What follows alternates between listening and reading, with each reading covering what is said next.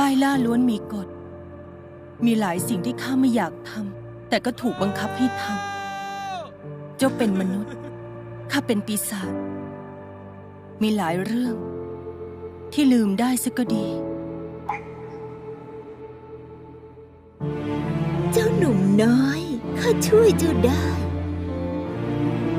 แล้วสักวันเจ้าอาจเสียใจที่ทำอย่างนี้ถ้าตอนนี้ข้าไม่ได้อยู่กับนางข้าก็เสียใจแล้วโลกนี้มีคนชั่วตั้งเยอะถึงจะไม่มีหางเจ้ามีหางแล้วเป็นยังไงดูสิพวกเจ้าจะหนีตะข่ายสังหารของข้ายังไง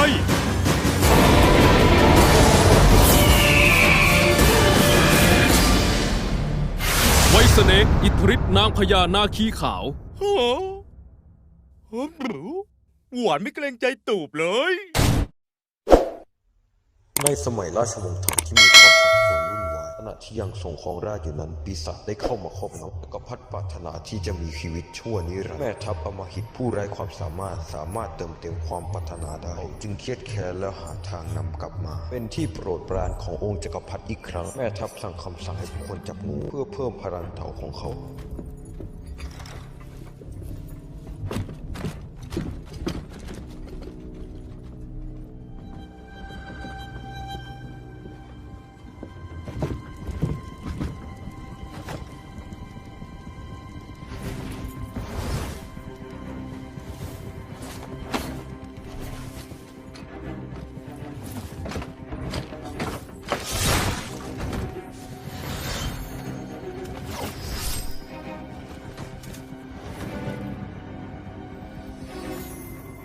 พลังแห่งความมืดจงสถิตอยู่กับข้าด้วยพลังของท่านจงแผ่ปกคลุมไปทั่วล่าพลังแห่งความมืดจงสถิตอยู่กับข้าด้วยพลังของท่านจงแผ่ปกคลุมไปทั่วล่า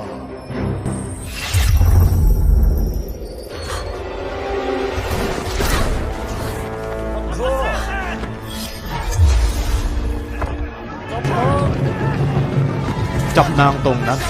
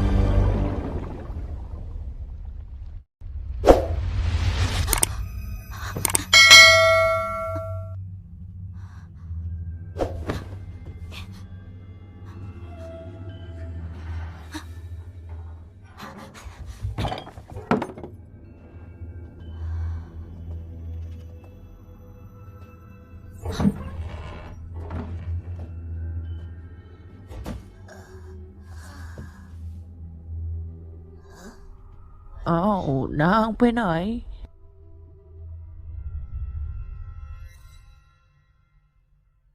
อยู่นี่ท่านเป็นใครโลกนี้มันช่างน่ากลัวอยู่ที่นี่ท่านจะปลอดภัยพวกเราอยู่ไหนหมู่บ้านนักล่างูข้าควรจะบอกไหมว่าท่านมาจากที่ไหน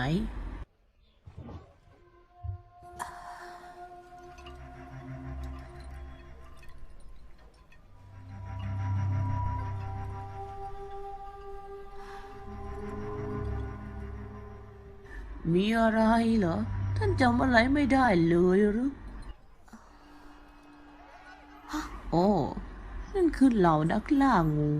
หนุ่มฉวนก็พูดที่ช่วยชีวิตท่านเอาไว้ชวนหรือ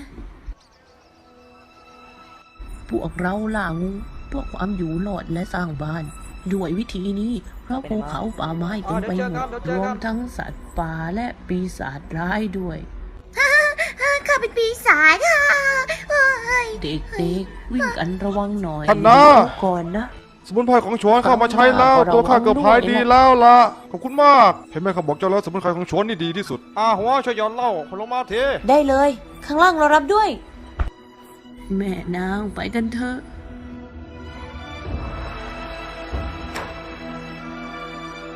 ชวนนี่เจ้ารังท้าอีกแล้วนะ วันนี้ข้าจะนอนกับงูข้าว่าเจ้าควรรีบดีกว่านะไปพวกเรากลับบ้านพวกเรากลับบ้านเหนื่อย